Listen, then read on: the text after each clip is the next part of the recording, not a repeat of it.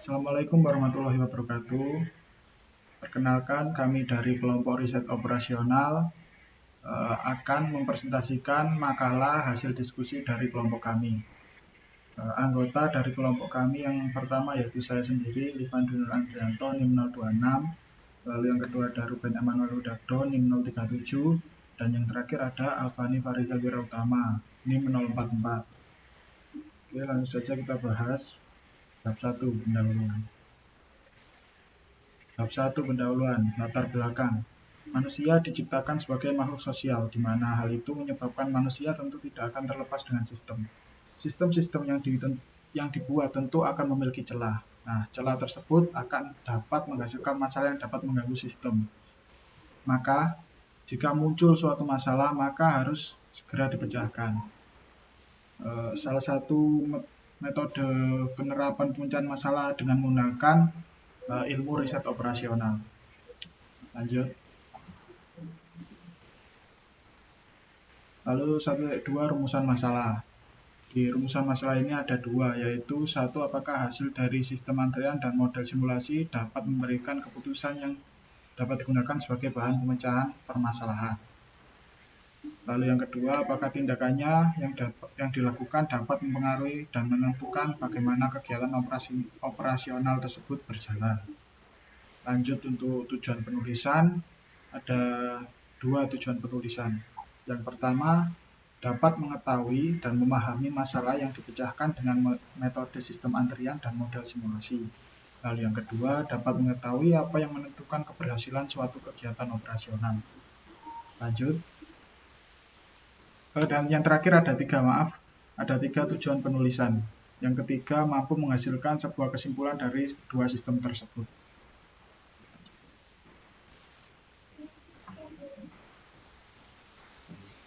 Satu dari 4, manfaat penulisan. Pada manfaat penulisan ini ada dua, yaitu yang pertama, dapat mengetahui dan memahami penjelasan mengenai metode sistem antrian dan model simulasi. Lalu yang kedua, dapat mengatasi masalah yang timbul pada sistem yang ada dengan menggunakan metode sistem antrian dan model simulasi. Lanjut ke 1.5, batasan. Pada batasan ini saya memberikan 4 batasan. Yang pertama, jika menggunakan sistem antrian harus menentukan terlebih dahulu model antrian yang cocok dan sesuai dengan kondisi yang ada. Lalu yang kedua, harus memahami waktu dan keadaan secara mendetail. Yang ketiga, model simulasi Monte Carlo lebih baik tidak digunakan pada persoalan matematis. Dan yang terakhir, penyelesaian model simulasi yang memiliki penyelesaian terpisah antara analisis dan simulasi. Oke, untuk bab 2 akan dijelaskan oleh teman saya. Untuk bab 2, tinjauan pustaka 2.1, sistem antrian. Menurut Heiser dan Render, antrian adalah ilmu pengetahuan tentang bentuk antrian dan merupakan orang-orang atau barang dalam barisan yang sedang menunggu untuk dilayani atau meliputi bagaimana perusahaan dapat menentukan waktu dan fasilitas yang sebaik-baiknya agar dapat melayani pelanggan dengan efisien. Lalu ada Ma'arif dan Tanjung. Untuk sistem antrian adalah situasi barisan tunggu di mana jumlah kesatuan fisik atau pendatang sedang berusaha untuk menerima pelayanan dari fasilitas terbatas atau pemberi layanan, sehingga pendatang harus menunggu beberapa waktu dalam barisan agar mendapatkan giliran untuk dilayani.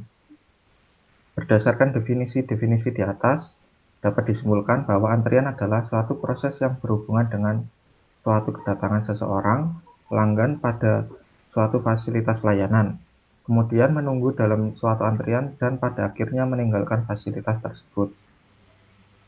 Untuk rata-rata lama waktu menunggu atau waiting time sangat tergantung pada rata-rata tingkat kecepatan pelayanan atau rate of service.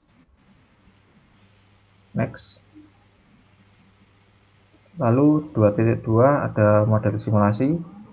Berdasarkan Oxford American Dictionary tahun 1980, berdasarkan itu dikutip dari Harold C.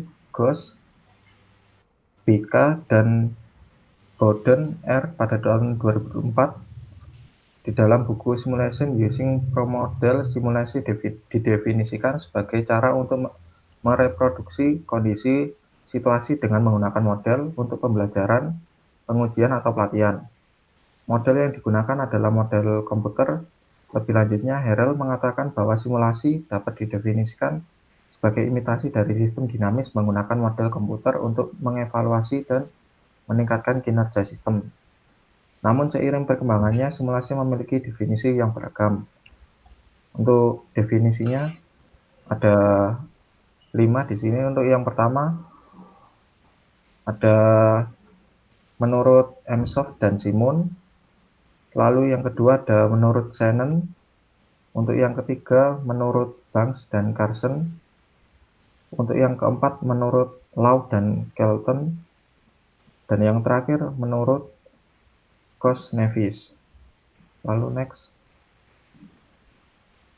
Untuk bab 3 metodologi. 3.1 metode penulisan.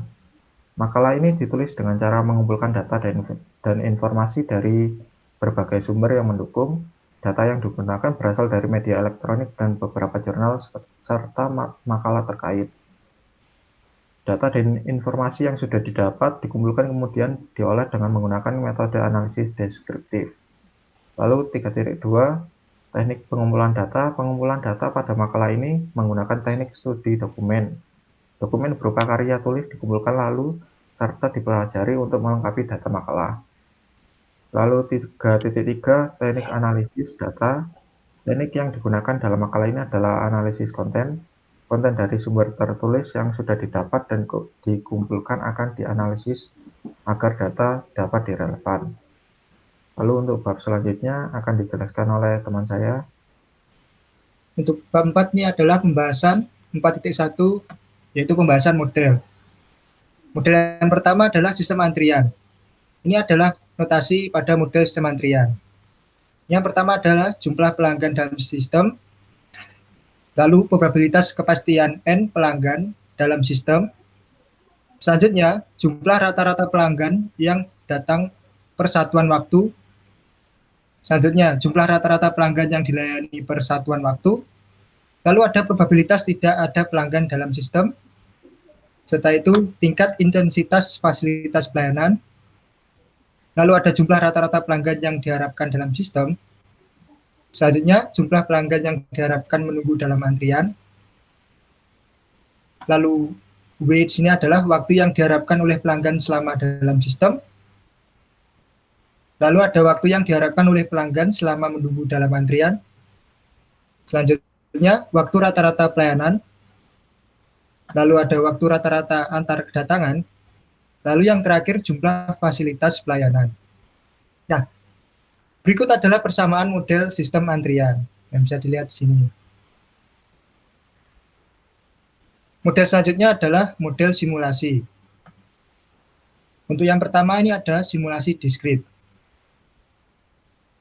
Nah, ini simulasi diskrit itu komponen yang mengikuti sistem diskrit seperti orang, peralatan, pesanan, dan bahan mentah. Disebut entitas. Lalu B, ada banyak jenis entitas masing-masing dengan atribut atau properti. Selanjutnya, dalam pemodelan simulasi, kelompok entitas disebut file, set, list, atau chain. Dan yang terakhir, tujuan dari pemodelan diskrit adalah untuk menunjukkan aktivitas antar entitas dan untuk memahami pengetahuan tentang perilaku sistem dinamis. Nah, berikutnya adalah ciri-ciri dari simulasi diskrit. Untuk simulasi diskrit sendiri ada 4 cara untuk merumuskannya. Yang pertama, tentukan perubahan status yang terjadi kapan saja. Kedua, jelaskan proses melalui entitas dalam aliran model. Lalu jelaskan aktivitas di entitas pemesanan. Dan yang terakhir, jelaskan objek entitas dan kondisi yang merubah suatu objek. Nah, selanjutnya adalah simulasi Monte Carlo. Simulasi ini adalah suatu metode yang didasarkan pada pemilihan atau pemberian bilangan acak untuk merekonstruksi distribusi odds. Seperti itu. Langkah-langkah dari sistem simulasi Monte Carlo adalah yang pertama, menetapkan atau menentukan distribusi probabilitas untuk variabel-variabel penting. Yang kedua, menghitung distribusi kumulatif untuk tiap-tiap variabel pada langkah 1. Ketiga, menetapkan suatu interval dengan angka acak atau random numbers untuk masing-masing variabel. Selanjutnya, bentuk atau pilih bilangan acak. Dan yang terakhir, nyatakan barisan simulasi dari beberapa percobaan-percobaan. Nah, lalu 4.2 ini adalah studi kasus. Ini adalah studi kasus yang telah kami masukkan ke dalam makalah kami seperti ini. Ada penyelesaiannya untuk yang model antrian. Nah, ini adalah studi kasus untuk yang model simulasi sebagai berikut.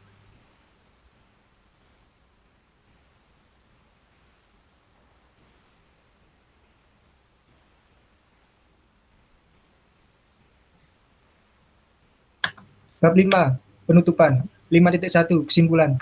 Sistem antrian atau model simulasi keduanya sama-sama memberikan hasil bahan evaluasi yang dapat digunakan dalam pengambilan keputusan yang akan diambil di kemudian hari bagi suatu kegiatan operasional. Tindakan yang akan diambil nantinya akan menentukan bagaimana kegiatan operasional tersebut dapat berjalan. Jika tindakan yang diambil tepat, maka kegiatan operasional tersebut akan berjalan dengan baik dan efisien, begitu juga sebaliknya. Jika tindakan yang diambil kurang tepat, maka kegiatan operasional tidak akan berjalan dengan baik dan efisien. Dari kedua studi kasus yang telah dibahas, menunjukkan bahwa kegiatan operasional dalam dua studi kasus tersebut sudah berjalan dengan baik dan efisien. Berikut adalah presentasi dari kelompok kami. Mungkin jika ada salah katanya, kami minta maaf. Sekian dan terima kasih.